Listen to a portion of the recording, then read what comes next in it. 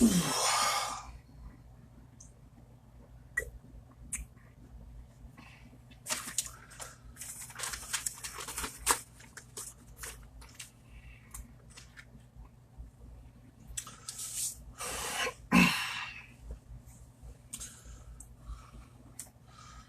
what's up, peeps? Your boy PC Williams coming to y'all live again. Another great Monday. Hope y'all had a great weekend. Man, a lot to get into, man. It's getting crazy in college football. They dropping like flies. It ain't safe for nobody, man. So, NFL action. Got a little ALCS, NLCS prediction for y'all, man. So, thank y'all for tuning in. Another great Monday. Hope you had a great weekend. 1K Sports, baby. Uncut, unbiased, unfiltered, unapologetic. So we'll get right to it. Let's talk sports, baby. Well, before I get started, I do my usual every starting every podcast. I do my shout out to my young ballers out here in the city, and want to give a shout out to the undefeated Baldwin High School Indians, who are being led by their star running back and my little cousin AJ Miller, who has over 1,200 yards from scrimmage. That's rushing and receiving.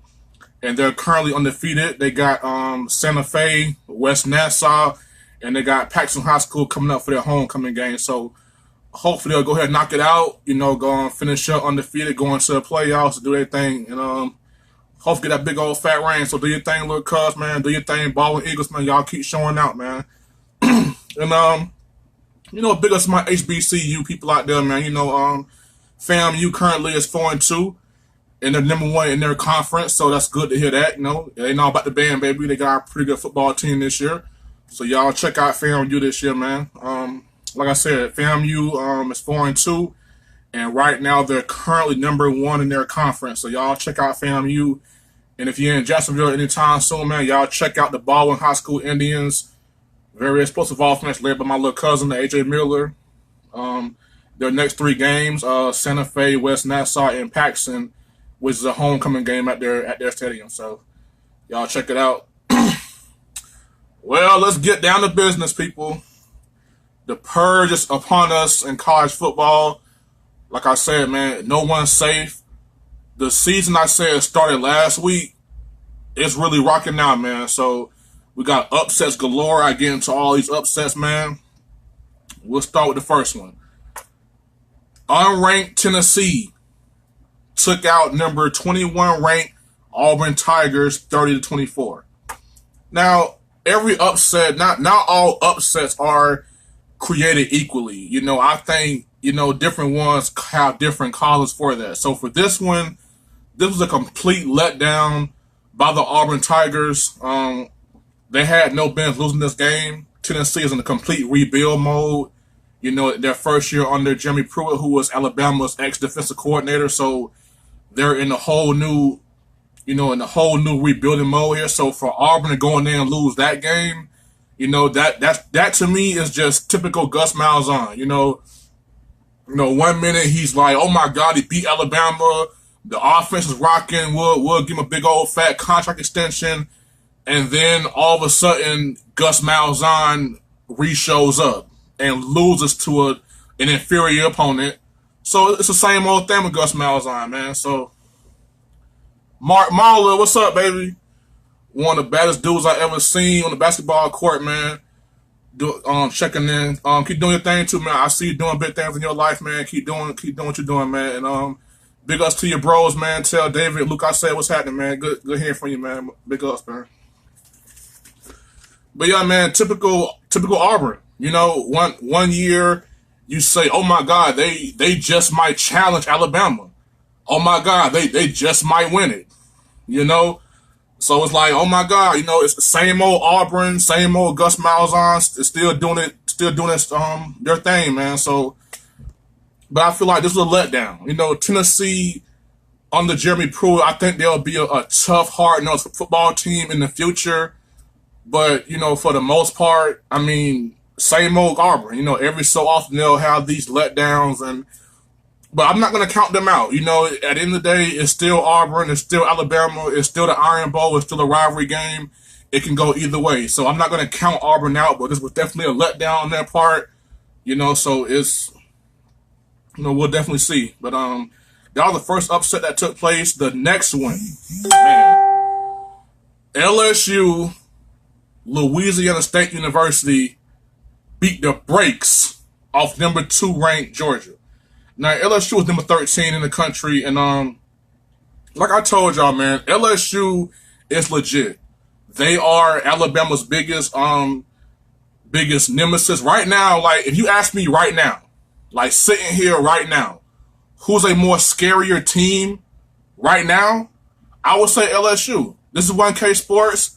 I love Bama, but I keep it 1,000 on this show. Right now, if you're asking me who's more scarier, I say LSU, because they have what, unfortunately, most college football teams hope they never have, and that's a loss. And they lost earlier this season. So they have that motivation going for themselves. What's up, Big Ben Robinson, Uncle Ben? Hope you enjoyed your vacation, man. Well deserved. Hey, I will get to your Florida Gators in a minute, but thank you for chiming in, my brother. Like I told y'all, man, LSU is a legit team. They're not to be played with. They always have a top 5 defense. That's every year. But now I watch LSU and I see offensively, even when they had Fournette and Odell Beckham and Landry, I never saw, organization. It was just so predictable. Now I'm seeing organized football. I see a quarterback that can get the job done. I see receivers. I see running backs. I see creativity. I'm like, wow, LSU. My beautiful wife, Waynette Williams. What's up, baby? Thank you for checking in. She's also a Gator fan. This is a house divided. So, like I said, I'll get to y'all Gators in a second. But thank you, sweetheart. But like I said, man, LSU has always had a defense. Now you give this always stout defense a great offense. I mean, wow. I don't know. I don't know, man. They are a scary team. They have Alabama in Baton Rouge. I mean, now LSU does have a loss this year to the Florida Gators. But like I said, man, that loss was more of a blip than it was a trend. You gotta think, the Florida Gators are a legit team this year. They are a legit team. They are a force to be reckoned with. They will have something to say about the SEC East when all is said and done. They are a legit team. And you gotta think, LSU played them in the Swamp on the same day they were honoring the 2008 national championship team, the same day that Tim Tebow was inducted into the Gators Ring of Honor. So you had a lot of stuff going on, celebrations. It was, you had the whole 2018 there, the Pouncey twins, Percy Harvin, the whole crew was out there. So, it was a very combustible environment that LSU, I mean, you got to really go in there and pull it out. And LSU didn't, but hey, it's no shame in that loss because UF is very legit. That loss will not hurt them in the long run. They can still control their destiny in the SEC West. So, for the most part, LSU is in great shape. They have a big-time showdown with Alabama coming up in about 2-3 weeks here. So we'll see how that works out for them.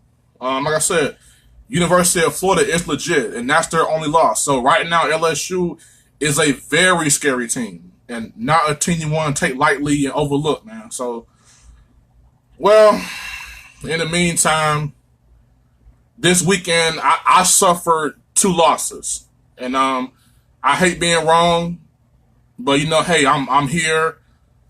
I'm here. So I will admit, and that at this particular time, I would like to say rest in peace to 2 of my playoff picks. As you all know, at the start of the season, I picked Alabama, I picked Michigan, I picked Washington, I picked Miami. Washington lost the first game of the year against Auburn in Atlanta. I gave them a pass for that because I feel like they should have won that game by at least 2 touchdowns, 2 men turnovers, bad play calling in the red zone, and I thought Auburn was a legit team. Well, come to find out, Auburn's back to being Auburn, and they have 2 losses, so that pretty much takes the the beauty off of that loss to Auburn. So now you're Washington, you lose to Auburn, and you go on the road in a hostile environment. But hey, either way, you lose to an Oregon Ducks team. So now their playoff hopes are shattered. You know how the committee feels about the Pac-12. They have no love for it. Even if you're undefeated, they have no love for you. So you got 2 losses now, including an in-conference loss to Oregon. You lose to Auburn. They look bad now. So that ship has sailed. I was wrong on that. And also, number 16, University of Miami, was taken out by unranked UVA, University of Virginia. So that's, Miami got blown out by LSU, who was a very legit team. But the blowout happened. And you just lost to an unranked, UVA team. So rest in peace to the University of Washington. Rest in peace, University of Miami. I was wrong. I can admit that I was wrong. I did pick Miami. I did pick Washington. I did pick those teams to win. But they let me down. So I gotta come on here and admit that I was wrong, which I hate doing. But hey, I had them all wrong. I thought Miami could take another step forward. I thought Washington was ready to take the next step forward, but they clearly not. So that destroys that situation. Then we had number 8, Penn State, get taken out by Michigan State. And once again, James Franklin wet in the bed. I keep saying this. The honeymoon is over. The cute little baby phase is over. You got to start winning games, James Franklin. You have to start winning football games. It's not going to keep on being, oh, he's doing a great job. Look what he has to work with. No, you have a legit national championship contending team here now. Even without Saquon Barkley, with Saquon Barkley, you have a legit team now. So the excuses are over with. No more excuses, James Franklin. There's no reason why you shouldn't beat Ohio State. There's no excuse why you shouldn't beat Michigan State. These are games you're supposed to win, and you're not winning them. So it wouldn't surprise me if in a couple of years they start saying maybe we should just go somewhere else, because maybe James Franklin can't win us a big one. He'll get you 8, 9, 10 wins. He'll get you a bowl game. But from what I'm seeing right now, he's not going to get you back to that Big Ten championship or that national championship anytime soon, man. So I'm definitely out on James Franklin, man, but I got love for the dude. Hopefully he figures it out. But as of right now, I'm not sold on him, man. Well, what do you know? Iowa State strikes again. There's always a team that comes along every so often, man, and you put them on the field with most teams, they'll probably lose. But you catch them on a bad day. You catch them when you're a little too high on yourself and they're a little too high on themselves or whatever, and you just might run into a problem. And this is not Iowa State's first time doing this. 2011, OK State. That was the game that put Alabama in the national championship game. 2017 against Oklahoma just last year. Baker Mayfield, Heisman Trophy winner, they took him out. This year, Will Greer, Heisman Trophy candidate, took him out. So once again, Iowa State shakes up the Big 12. Now, I'm not all the way out on West Virginia. I love Will Greer. He didn't play a great game. Could have played a lot better. I think the game itself was a letdown because, yeah, you lost the game 30-14, but I feel like that West Virginia offense can score 30 points. So to score 14 points, you gave up 30, so what? You knew going to that game you had a bad defense. You knew that from the jump. So, with that being said, Will Greer played horrible. Definitely not a good look on his Heisman candidacy, but he still got Texas, he still got Oklahoma. So he still has those 2 top teams to play, and maybe he wins, or maybe he goes, and who knows. But as of right now, it doesn't look too good for West Virginia, man. But they still control their own destiny. They still got Texas, they still got Oklahoma coming up. Well, like I said, peoples, we got upsets happening. We got big dogs getting tumbled. Things are falling apart. Nobody in college football is safe. Even Alabama. That's right. It's 1K Sports. I'm not going to sit here and allow, my personal feelings or my, as a fan to get in the way of things. I call it how I see it. Tua Tagovailoa broke his hand in the springtime, and now he has a knee sprain, which Nick Saban said is okay. He will be good to go for Tennessee. But that's definitely something to keep an eye on because when you watch Tua, he can be a gunslinger, he can be a risk taker, and he can be a little reckless sometimes. So now I understand why Nick Saban pushed so hard to keep Jalen around. He said, "Hey, we never know this kid. He's a risk taker. He's a gunslinger. He just might dive in too hard sometimes. We just never know what can happen." So having Jalen Hurt as that solid backup, that's solid. But Tua makes Alabama that much more untouchable. So right now I'm looking at this. Tua and his health. He's okay to play, but that's something to keep an eye on. To keep an eye on going down the road during the season. The defense is getting better, but they're still young. They're still learning. They're not all the way there yet, defense-wise. So I definitely, keep an eye on that. So they will face a very confident Tennessee team this Saturday because, from the looks of it, they're going to play a 2-4 team. Not that good. They'll beat them up pretty bad, whatever. But now you see Tennessee and you see a 3-3 team. You see a team that just took out Auburn. So now you're going into a hostile environment and taking on a very confident Tennessee team. So that could be a little bumps and bruises game, before the bye week, then the LSU game, the big showdown with LSU.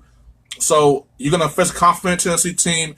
LSU is just straight scary right now, and you got them in Death Valley at night. So we'll see how it plays out. And you still got Mississippi State, and you still have Auburn. So, like I said, rivalry games are rivalry games. Mississippi State, they lost 2 games, but hey, every year they're 8-2, 9-3, something like that. So they'll always be a legit contender against Alabama. And of course, the Iron Bowl is the Iron Bowl. We'll see how that plays out. But Alabama has Nick Saban. And if there is any coach with all the chaos going around, all the upsets happening, if there is any coach that I trust to get his team through the tough times and the hard Octobers and Novembers, it is Nick Saban. He is the coach that I would pitch my wagon to and say, coach, get us through this time. And he can do that. He's the best. He's the best of all time. So that's what Bama has that no one else has. A coach that can guide you through the hard times. So we'll see how it plays out. Like I said, no one in college football right now is safe. No one is safe. Even Alabama. Because you have a defense that is learning on the go. You have a quarterback in Tua who, from the looks of it, would knock on wood. From the looks of it, he seems a little, not fragile, but, easily injured. But let's hope he's all right. Knock on wood. Let's hope he's okay. But that could be a factor going down the road, going down the stretch here. So we'll keep an eye on that. But they have Nick Saban. All right. Now to pro football.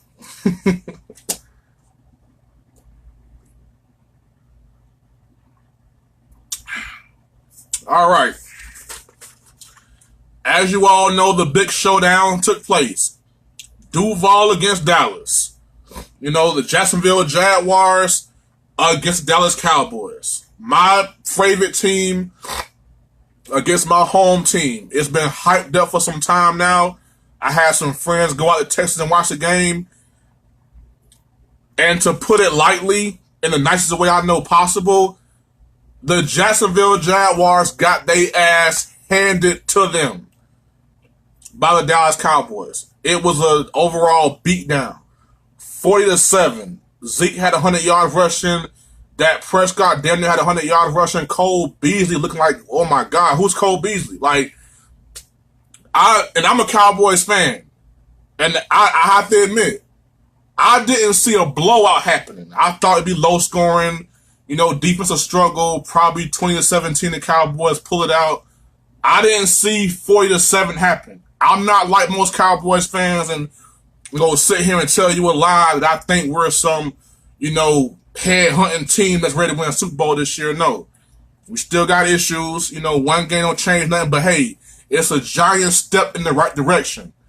But I still don't see creativity. I mean, I saw a lot more of that But I think the Cowboys watched the film of last week and they stole some plays from Kansas City.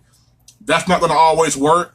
I thought matchup-wise, the Jacksonville Jaguars D-line was tailor-made for the Cowboys O-line because the Cowboys O-line, they struggle with, faster, quicker, hand-moving defensive linemen like J.J. Watt and Jadeveon Clowney. But with Ngakoue and, Calais Campbell, they're very physical, but they're physical to where it plays into your hands. They play right into the Cowboys' hands from a physical standpoint. So I still think the Dallas Cowboys need a big play receiver. Apparently, rumors going around that Amari Cooper is on a trade block. Jerry Jones, make that happen. What are you waiting for, Jerry Jones? Amari Cooper is available for trade. Trade for Amari Cooper right now. I don't care who you got. Give up, get the kid in right now. So, but the Jacksonville Jaguars look just completely pathetic, overwhelmed. But I'll get them in a second. But about the Cowboys, I thought it was a great statement win. It's a kind of victory that, maybe it'll get the season back on track. But I'm not going to sit here and jump the gun and, overreact and say as a Cowboy fan, oh my God, we're going to a championship now after this. No, we still need some work to be done. Still need another big play receiver. Defense is, oh my God, the Dallas Cowboys defense is legit. And, they had an opportunity yesterday to go against the Jaguars defense where it's like, okay, who's the better one? The Dallas Cowboys defense looked better than the Jacksonville Jaguars defense. Simple as that. They're loaded up front. DeMarcus Lawrence. You got Big David Irvin back. Taco Charlton. Randy Gregory. Malik Collins is back.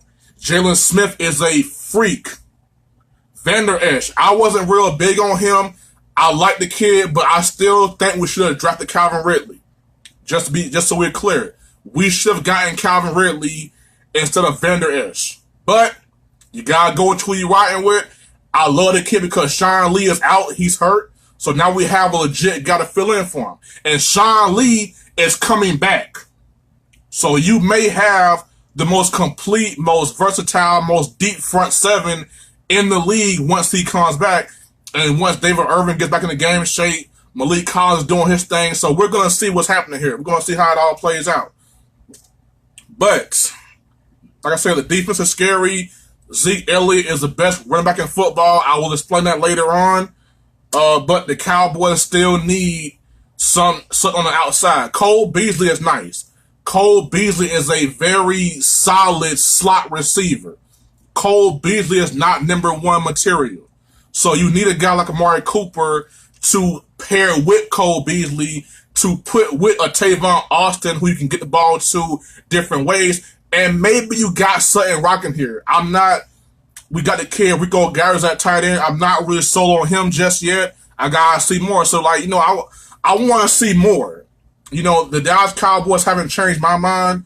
I'm just simply like, hey, it was a great win for us Cowboys fan. Beat the Jaguars ass, so now I go to the barbershop now, and I own the barbershop now. So, all the Cowboys did for me was guarantee that when I go in the barbershop this weekend, everyone would shut the hell up and let me talk. Because all I've been hearing is, oh, the Jaguars going to crush the Cowboys. The Cowboys are so sorry. The Jaguars got this. No, the Jaguars got their ass kicked. And I'm not done talking about it. I will be in the barbershop this Friday. If you're a Jaguar fan, don't show up. It's my barbershop now. I own the shop because the Cowboys beat the Jaguars' ass. Like I said they would. So, I won that one. And I'm not sorry about it. So, the Jacksonville Jaguars.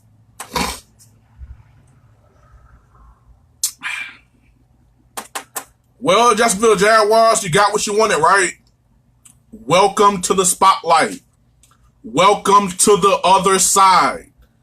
Welcome to where expectations, obligations, bigger media, bigger cameras, bigger spotlights are on you now. But here's what I don't like about what I saw yesterday from the Jacksonville Jaguars. I saw a cocky, arrogant, feisty team lay down. I saw an outspoken team shut the hell up. I saw a Jacksonville Jaguars team lay down and quit yesterday. And as a Cowboy fan, I love it. But as a analyst and on 1K Sports, I don't like it because I picked the Jaguars to win the AFC. Why? Because of their defense. Because of Fournette. Because I felt like maybe Blake Bortles will not screw everything up. And I'll get to him in a second. But the Jaguars look horrible. But let me give y'all Jaguar fans a little insight about what's going on right now in your life. You are now in the land of expectations. See, last year, no one saw the Jaguars coming. Hell, last year at this time, no one saw the Jaguars coming. They were a 3-3 team. You're like, okay, maybe they're good, maybe they're not. We'll see what's going on. Maybe they're legit, maybe they're not. We don't know.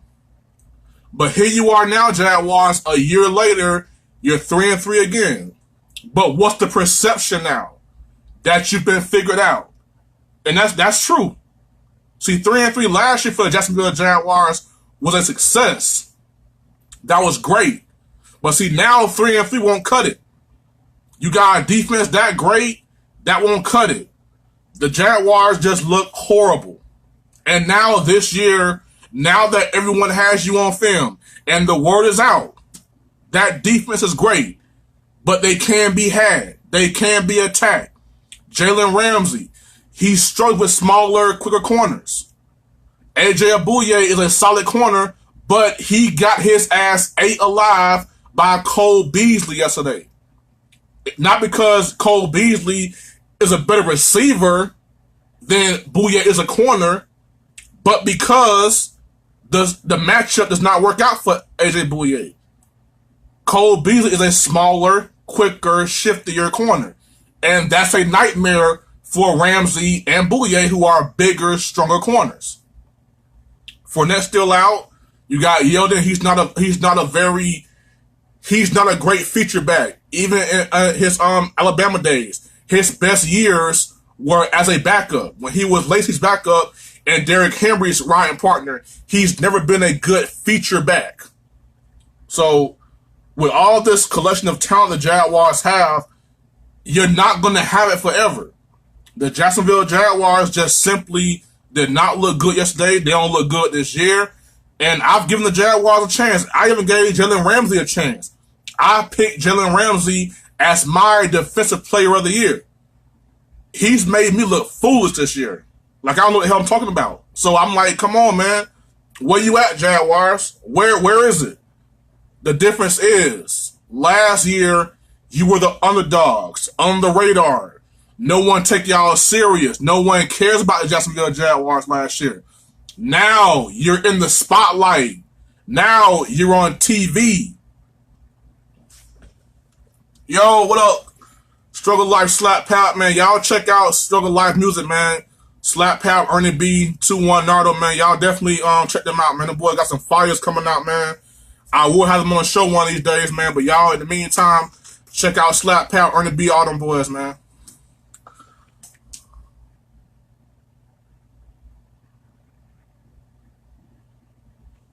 My man Frankie Costello, a.k.a. Michael Hicks. Yeah, man. And you know what? I'm glad you said that, Mike, because not all Jaguar fans, would admit that. You know what I'm saying?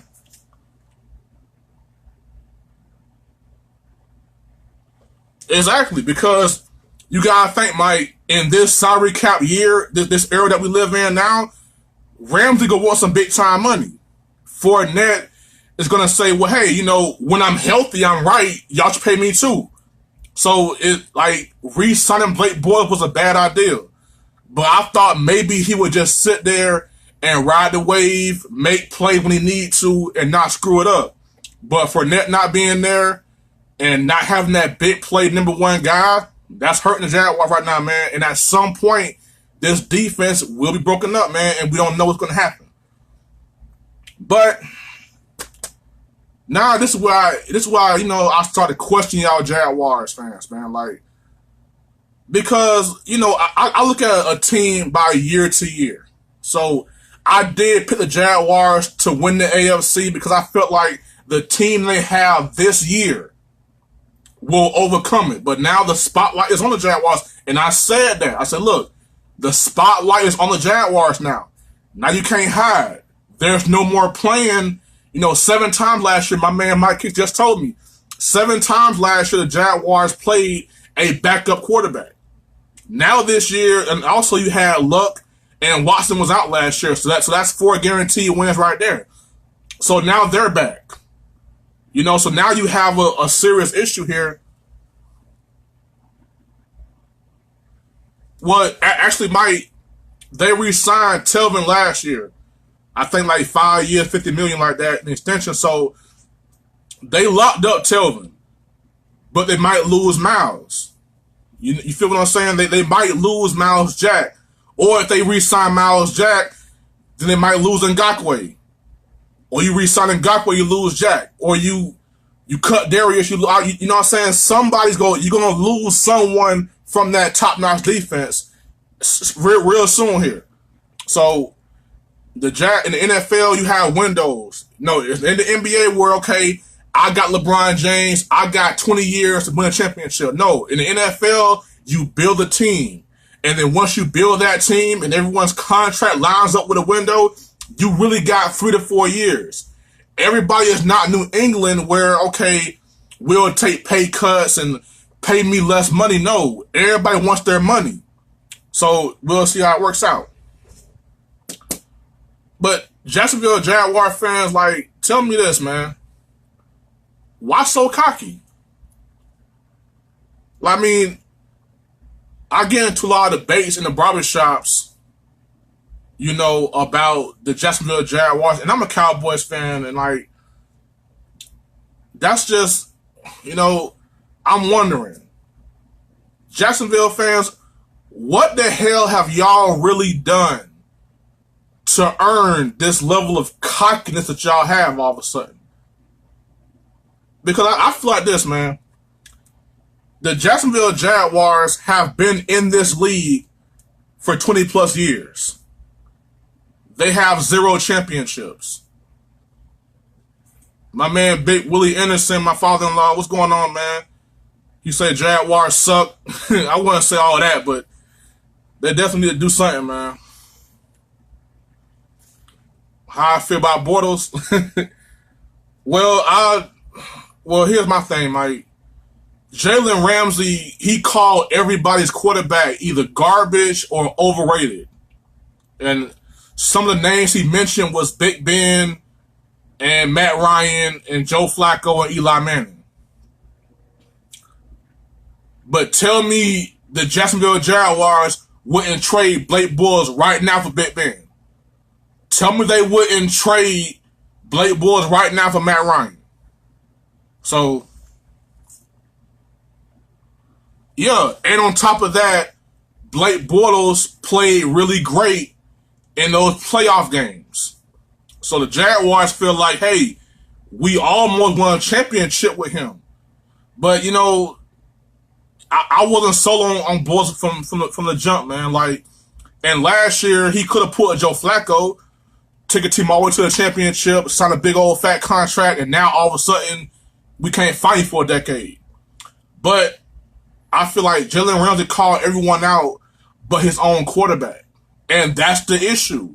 The Jacksonville Jaguars have stood by Blake Bortles through all the disappointments, and now they're stuck with him.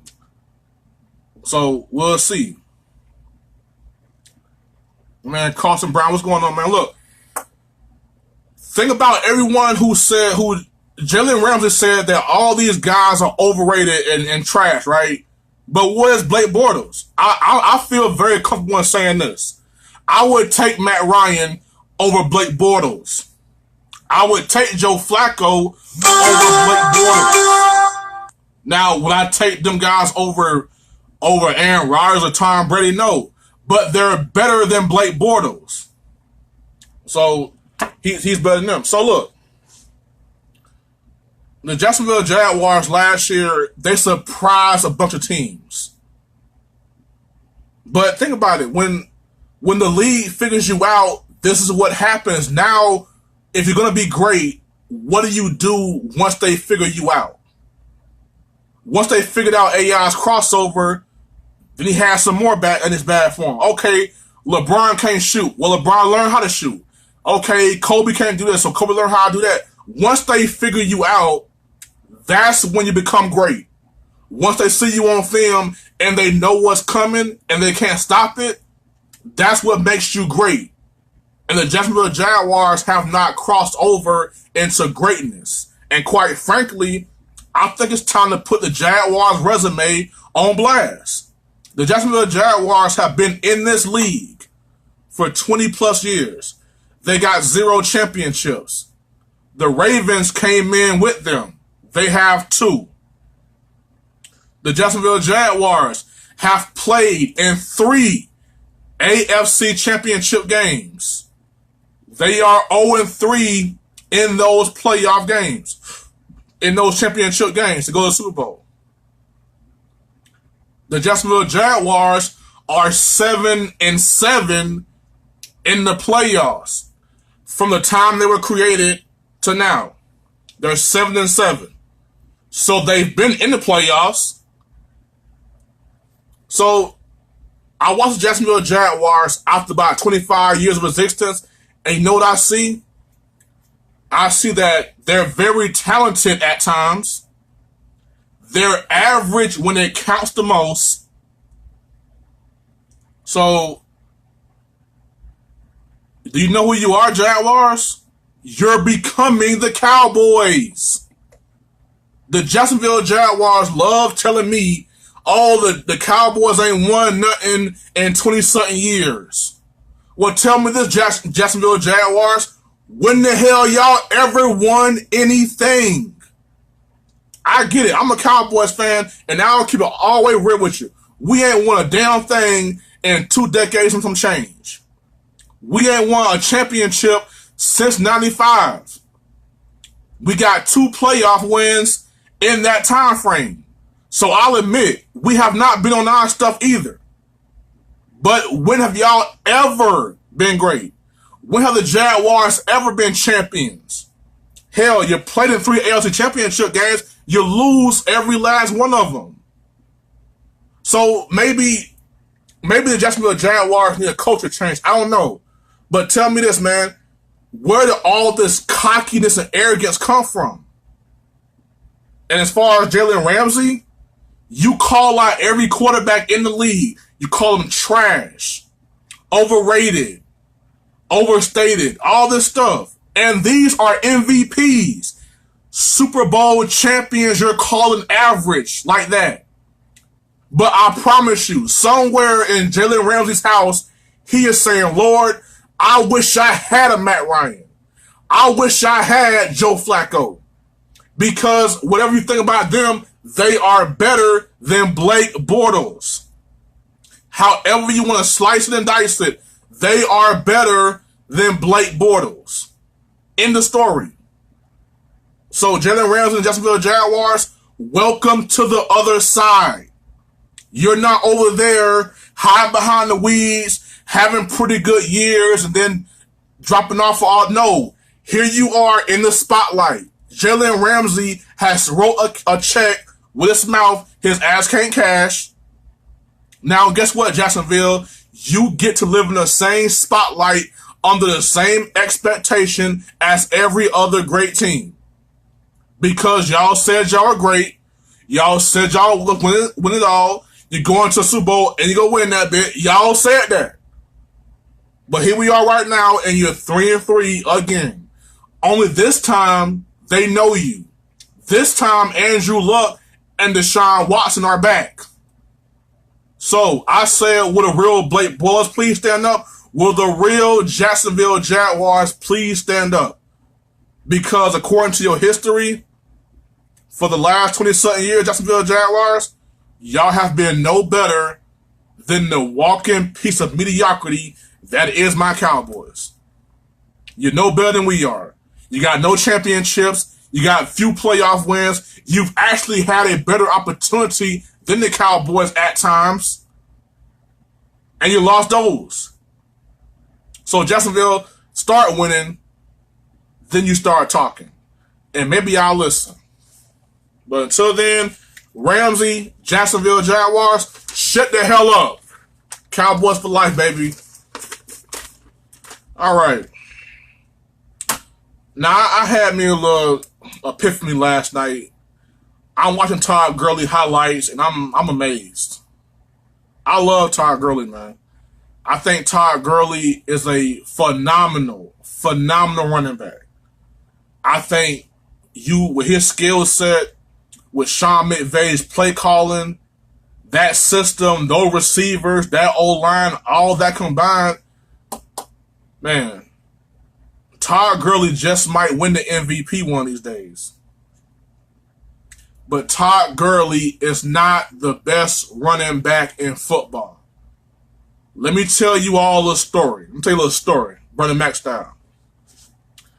The year is 2016. Todd Gurley had just come off of a season where he rushed for just right around 1,070 yards. Not bad, not great. That year, the next year, 2016, Todd Gurley had no receivers. He had no OC, had a decent defense, only rushed for 885 yards. Todd Gurley, the best running back in football, when he had to do it all by himself, 885 yards rushing. Zeke Elliott, 2016, his rookie year.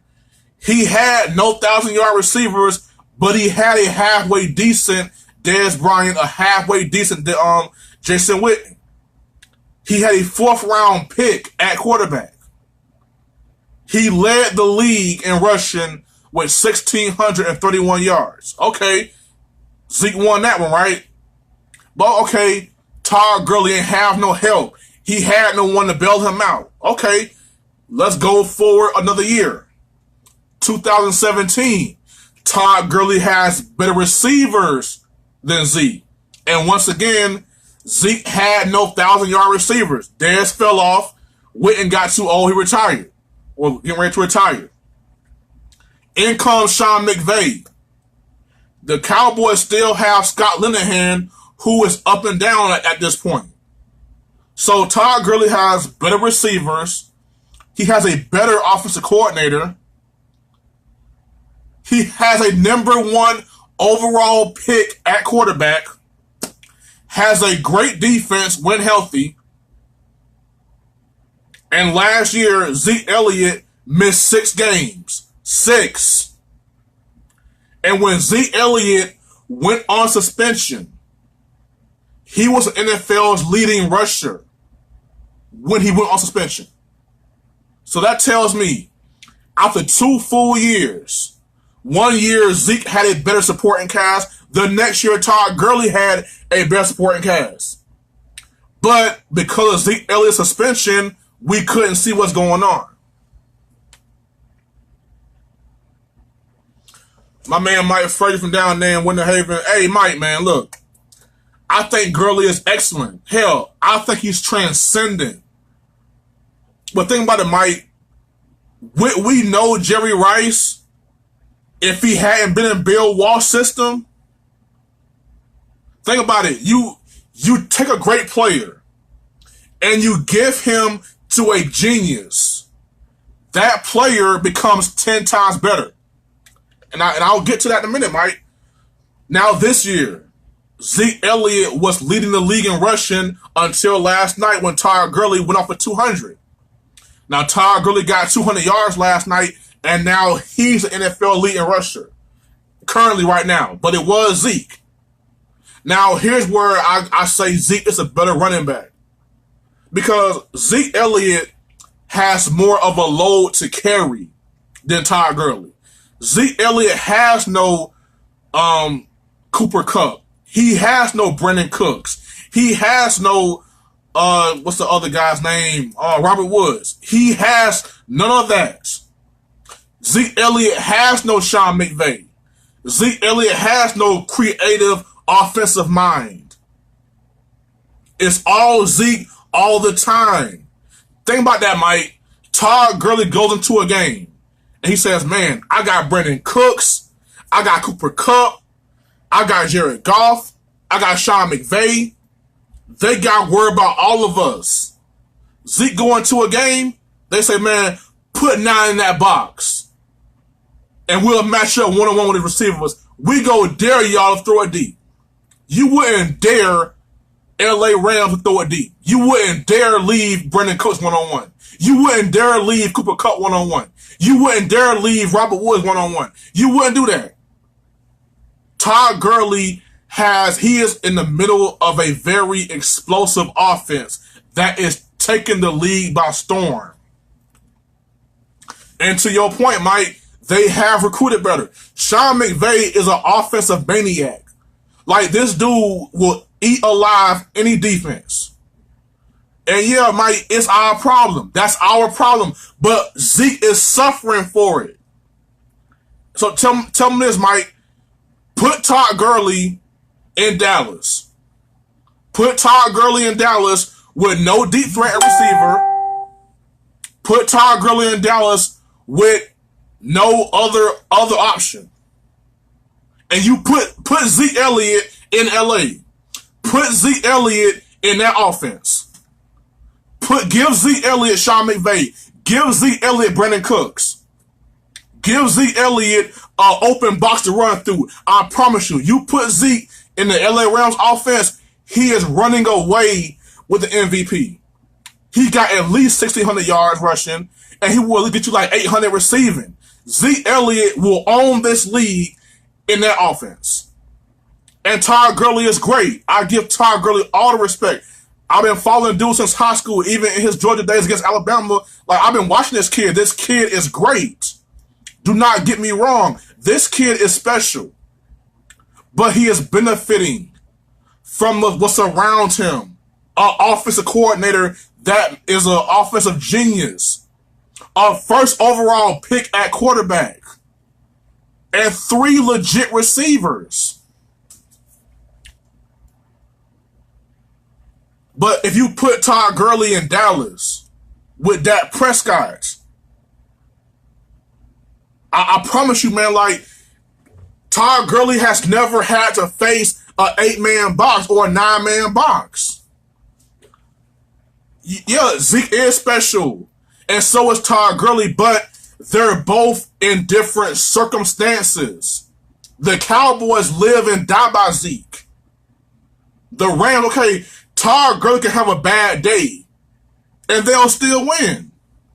They can still win if Todd Gurley doesn't have a great day.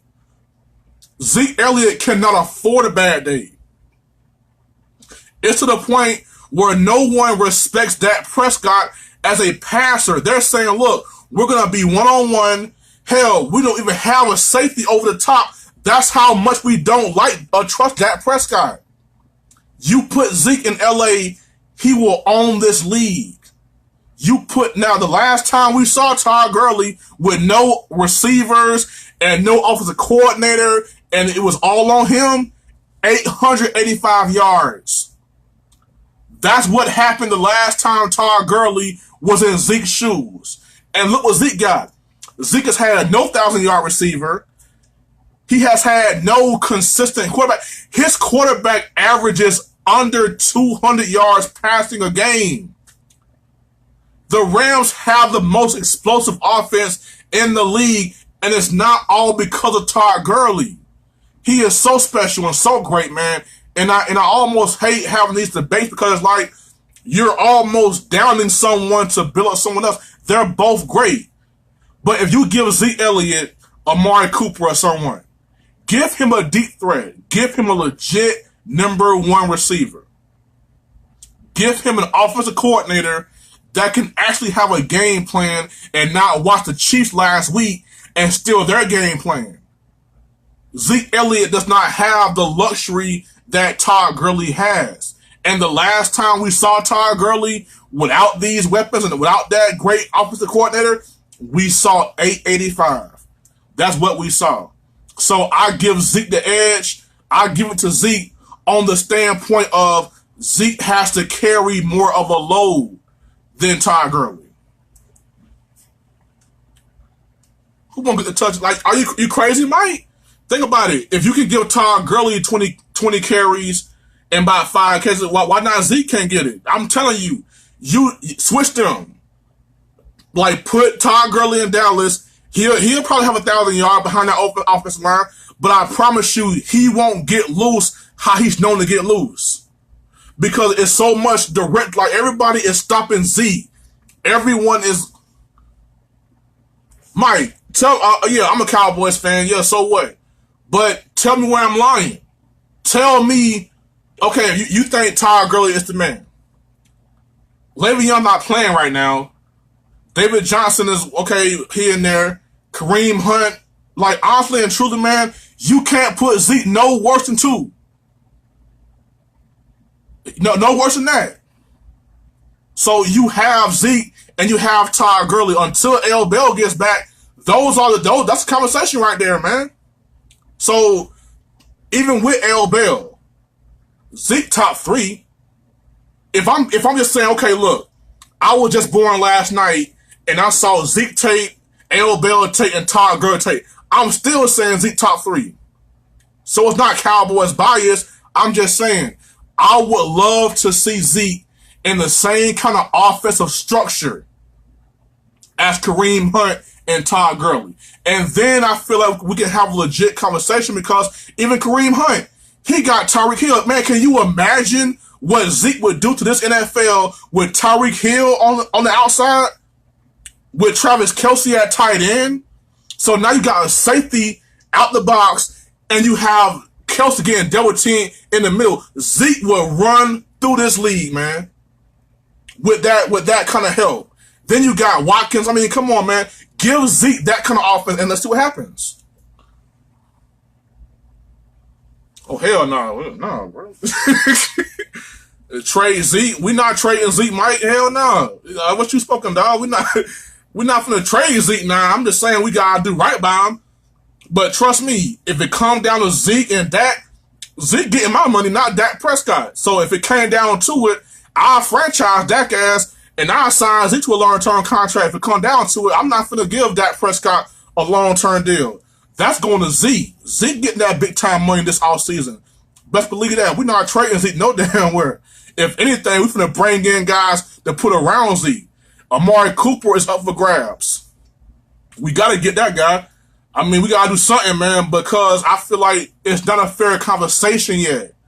Kareem Hunt, like, come on, man. Like, that's just downright nasty, bro. Like, that's, like, come on, like, Tyreek Hill?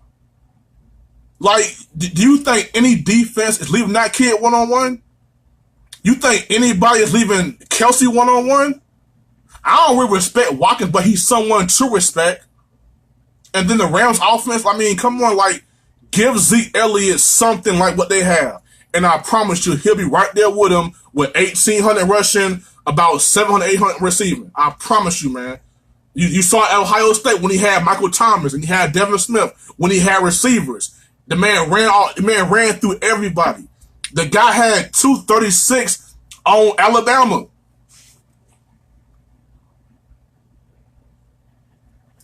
Man, look, Mike, I can't control what Jerry Jones do. Now, would I have signed Josh Gordon? I don't know. I mean, you know what? No, Mike, no. I wouldn't sign Josh Gordon. Because I'm not going to take some kid that has a problem and put him in Dallas. Like, that's where it all started for him, man. Being born and raised in Texas. Being around the drugs and all that. I'm not finna bring him in and put him in an environment to, make him relapse again. Because Jerry got what he wanted. He in the Hall of Fame. He got championships that he says, okay, I got 2 with Jimmy and I got 1 without Jimmy, even though we all know that was all Jimmy for all of that. So Jerry Jones at this point, man, he's not. I don't know what he want to do. Because if he was the Jerry Jones I knew, he would have got Calvin Ridley. He would trade for Cooper. He would trade for Amari Cooper right now. The Jerry Jones I know. Ain't no way in hell he sit here watching Zeke Elliott run against 9-man boxes and he not saying, damn, we might want to get a receiver. Amendola, Jarvis Landry. Nah, because Mike Cole Beasley is a good slot receiver. And those two guys you mentioned are slot receivers. So I feel like, hell, it wouldn't hurt, but we need a deep threat. We need someone to get the safety out the box. We need someone to make the defense think twice. Okay, maybe we shouldn't load the box up because they got Josh Gordon out there, or they got Cooper out there, or they got, Tyreek Hill out there. I don't know. So I don't know, bro. Jerry not trying to ball like that, bro. Like, that's why I'm saying, like, the Cowboys' biggest problem is a problem they can't solve. It's Jerry Jones. Think about it, Mike.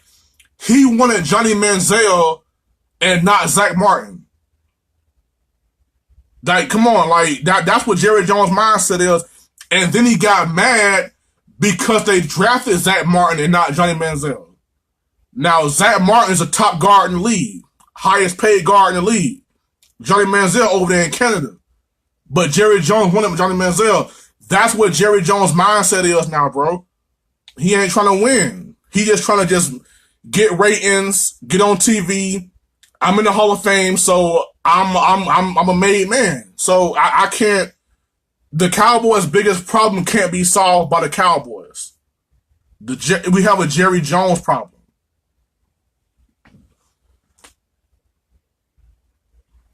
And you know what? That's the issue, Mike. Like, as a Cowboys fan, that's my issue. We're not aggressively, going out the free agency. We're not in the draft. Now, we did get Vander Esch. He's pretty solid, but I still would have wanted Calvin Ridley. I would have wanted Calvin Ridley, man. So, honestly and truly, man, but that's just my point of view. I feel like if Zeke Elliott is one off season away from just owning this league, man. All he needs is a deep threat. That's all. Because Cole Beasley is a solid slot receiver. But we need a deep threat. Someone to go deep and say, okay, we might have to watch that guy. So we can't just gang up on Zeke. Zeke is running. It's like Zeke against everybody. Against everybody, man. So it's not fair. It's not fair. But Zeke Elliott has my vote for best run back in the league, man. So, but anyways, the game last night. Real quick, the Chiefs lost, and I guess like the whole mindset is, oh my God, they got figured out. They're not legit no more. I ain't buying that. I actually gained more respect for the Chiefs in defeat than I did in a win. Because that offense is legit. They can score 40 on anybody. I think Tyreek Hill, outside of Dallas, is becoming my favorite football player in the NFL. I love the kid. He's just a fighter, man, just aggressive, just a speed demon, dog. So I love me some Tyreek Hill. Travis Kelce, everyone says Gronk is the best tight end, and I agree. But the gap between Gronk and Kelce is not like this. It's like this. So, and then you got Watkins, you got Kareem Hunt. That defense is actually going to get better. They get Justin Houston back. They get Eric Reed back. So, we'll just see. So, look out for the Chiefs. I don't think it's the same old Chiefs from last year. I think this Chiefs team is a legit contender for it all. With that offense, and then you get Eric Berry back, you get Houston back on defense, they can make some noise. So, after last night in defeat, I'm actually more all in with the Chiefs than I was before. So, I'm down with Kansas City, man, but I don't think they'll win the AFC, but they're definitely a force to be reckoned with coming up soon, man. And make sure y'all pay Tyreek Hill as soon as y'all can, because that boy is special, man. But anyways, y'all, that's my show for the day. 1K Sports. Like I said, we keep it uncut, unbiased, unfiltered, unapologetic. I will be back maybe Thursday. We'll see. We'll see then. We'll see how it all plays out. Tonight, you got the Packers against the 49ers. Easy win for the Packers, so no need to talk about that. So, but I think the NBA starts this week, so we'll get into that a little bit more. So, in the meantime, between time, man, y'all be safe, man, and be easy. Peace.